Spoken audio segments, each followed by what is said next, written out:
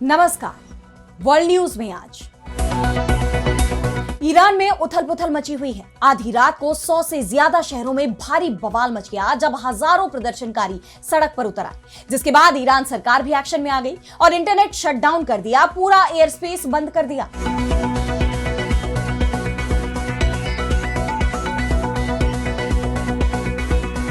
Khamenei शासन ने इसे घरेलू असंतोष नहीं बल्कि बाहरी साजिश बताया है। तो अमेरिकी राष्ट्रपति डोनाल्ड ट्रंप ईरान की जनता को उकसा रहे हैं, कह रहे हैं कि आजादी से बढ़कर कुछ नहीं, साथ ही ईरान पर हमले की धमकी भी दे रहे हैं। ऐसे में ईरान ने भी अपने डिफेंस सिस्टम एक्टिवेट कर दिए हैं, साफ कर दिया है कि वो किसी भी बाहरी ताकत को देश में अस्थिरता नहीं लाने देंगे, जिसके बाद माना जा रहा है कि अब कभी भी अमेरिका और ईरान में छिड़ेगी जंग। ईरान के मौजूदा हालात पर हम करेंगे विस्तार से चर्चा, लेकिन आइए जरा उन खबरों को भी देख लें जिन पर आगे होगी बात।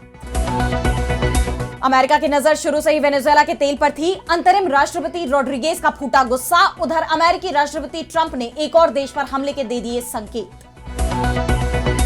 ग्रीनलैंड पर कब्जे के लिए अमेरिका का नया दाव। नागरिकों को बांटे जाएंगे $1,00,000। डेनमार्क ने सैनिकों को युद्ध के लिए तैयार रहने के दिए आदेश, कहा पहले गोली चलाओ, बाद में पूछना। रूस ने यूक्रेन पर खतरनाक और ऑरेशनिक मिसाइल से किया हमला। यूरोपीय सैनिकों की तैनाती पर दी चेतावनी। अमेरिका ने न्यूक्लियर ट्रीटी पर दिया बड़ा बयान। और चलते चलते में देखेंगे धरती के नीचे छुपे उस वोल्केनो को जो अंधेरे में डुबो सकता है पूरी दुनिया। इन सभी खबरों पर हम विस्तार से करेंगे बात, लेकिन पहले एक नजर हेडलाइंस पर।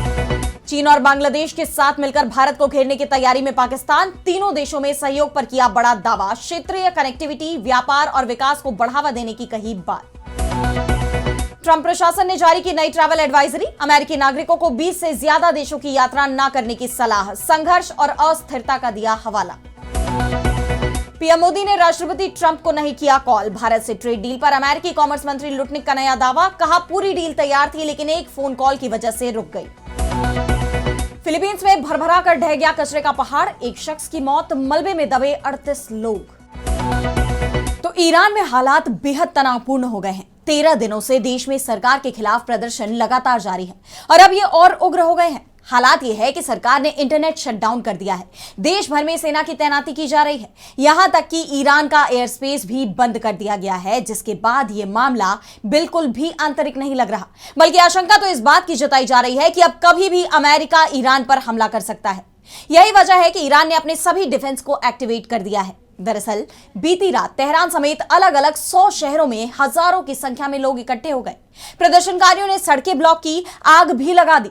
इस दौरान सर्वोच्च नेता आयतुल्ला अली खामेनेई के खिलाफ जमकर नारेबाजी की गई।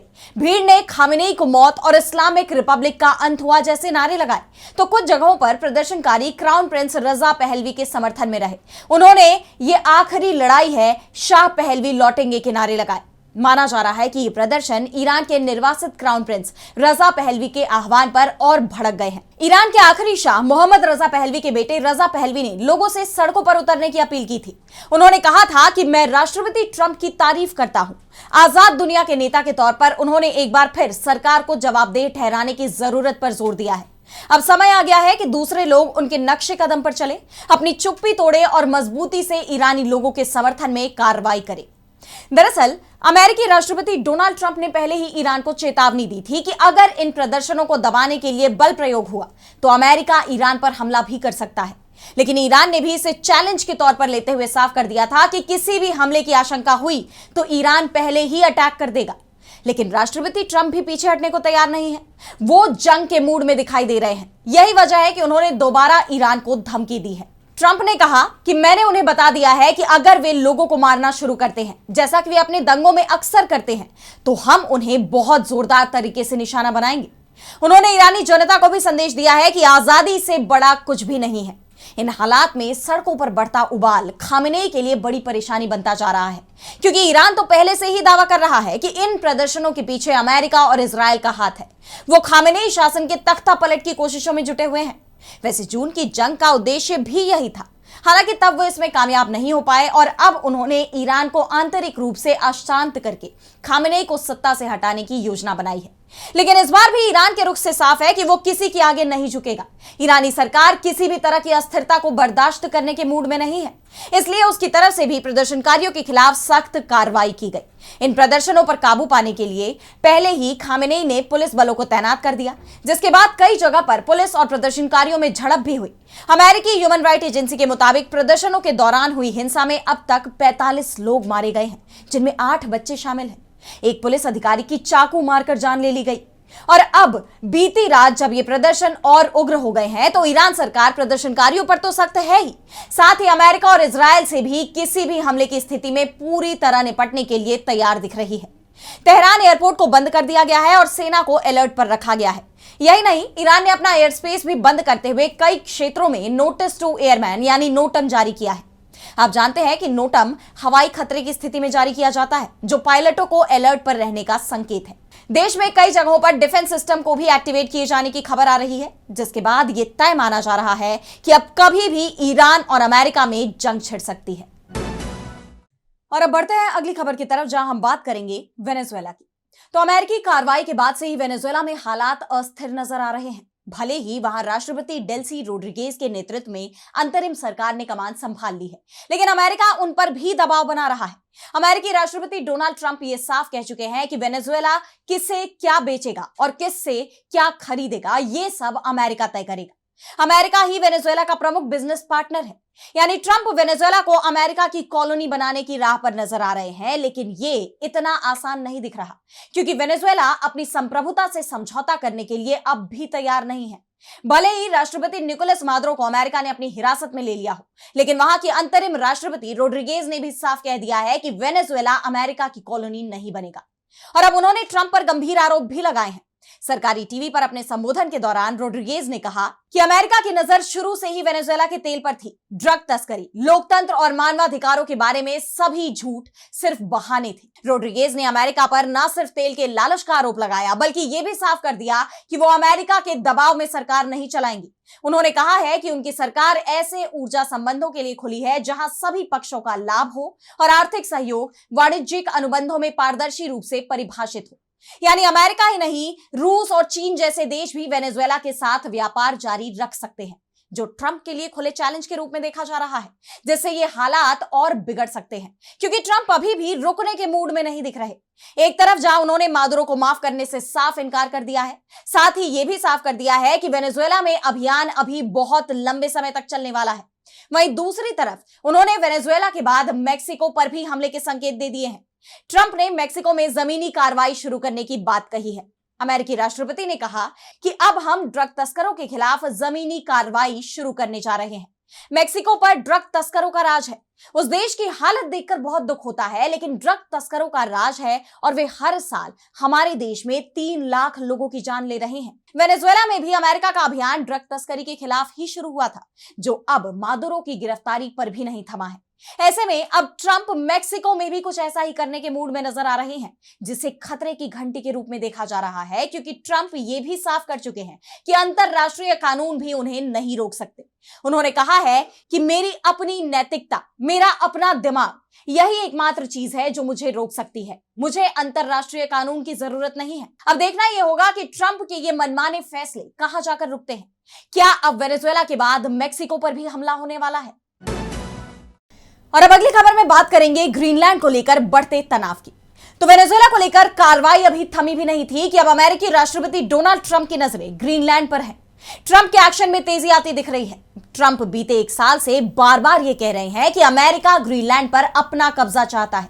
उनके तरफ से कभी हमले की धमकी दी जाती है, तो कभी इसे खरीदने की बात कही जाती है, लेकिन डेनमार्क भी अपनी जिद पर अड़ गया है। डेनमार्क ने ग्रीनलैंड को लेकर ट्रंप के बयानों पर विरोध जताया है और अब डेनमार्क ने अमेरिका को कड़ी चेतावनी भी दे दी है। डेनमार्क की सरकार ने ग्रीनलैंड में तैनात सैनिकों को बड़ा आदेश दे दिया है। डेनमार्क के रक्षा मंत्रालय ने कहा है कि सैनिकों को सेना के नियमों के तहत बिना आदेश का इंतजार किए किसी भी विदेशी हमले का मुकाबला करना होगा। डेनमार्क ने ग्रीनलैंड में तैनात सैनिकों को 1952 के नियम की याद दिलाई है, जिसमें कहा गया है कि डेनिश सैनिक ग्रीनलैंड पर कब्जे के लिए किए गए किसी भी हमले का मुंहतोड़ जवाब देंगे। इसमें जंग का ऐलान होने से पहले गोली चलाने की इजाजत भी शामिल है।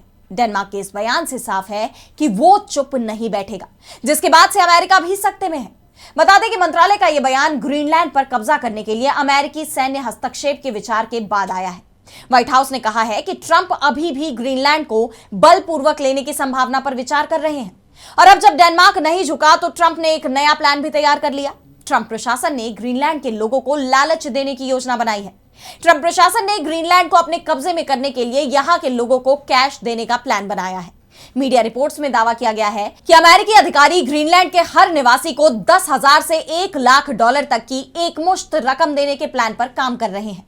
अमेरिका के इस पर कुल मिलाकर करीब $6 अरब खर्च हो सकते हैं। हालांकि अभी इस योजना के बारे में आधिकारिक तौर पर कोई जानकारी सामने नहीं आई है और ये रकम देने के पीछे का मकसद है उन लोगों को मनाना ताकि वो डेनमार्क से अलग होकर अमेरिका के साथ आ जाए। इससे साफ है कि जब धमकियों से काम नहीं बना तो ट्रंप अब रिश्वत पर उतर आए हैं।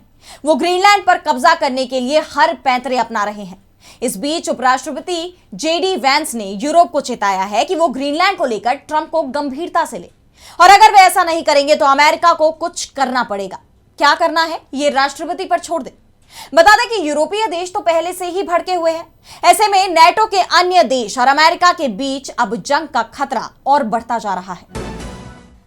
और अब अगली खबर में बात करेंगे रूस यूक्रेन युद्ध की। तो कड़ाके की ठंड के बीच रूस ने यूक्रेन पर बड़ा हमला किया है। अधिकारियों ने बताया कि बीती रात रूस ने यूक्रेन पर मिसाइलों की बौछार की, जिससे राजधानी कीव में कम से कम 4 लोगों की मौत हो गई है और देश के पश्चिम में बुनियादी ढांचे को एक बैलिस्टिक मिसाइल से निशाना बनाया गया। दावा किया जा रहा है कि रूस ने यह हमला अपनी सबसे घातक नई हाइपरसोनिक मिसाइल ओरेश्निक से किया है। रूस की यह हाइपरसोनिक मिसाइल 5,500 किलोमीटर तक परमाणु हमला करने में सक्षम है। रूस ने यह हमला ऐसे वक्त में किया है जब पहले ही रूस और अमेरिका के बीच तनाव चरम पर है।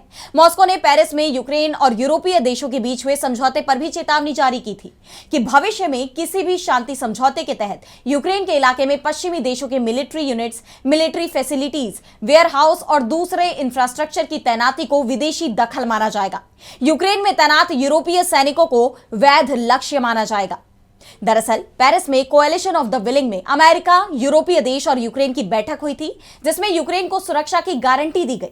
कहा गया कि युद्ध विराम के बाद भी ब्रिटिश, फ्रांसीसी और अन्य सहयोगी देशों की सेनाएं यूक्रेन की जमीन पर काम कर सकेंगी ताकि रूस की तरफ से युद्ध विराम तोड़ने की स्थिति में भी यूक्रेन मजबूती से उसका सामना कर पाए। इसकी घोषणा पर भी ये सवाल उठे थे कि क्या रूस इसे मंजूर करेगा और अब रूस ने साफ कर दिया है कि यूक्रेन में कोई भी विदेशी सैनिक तैनात हुआ तो वो रूसी सेना का निशाना बनेगा, जिसके बाद युद्ध विराम की कोशिशों पर पानी फिरता नजर आ रहा है।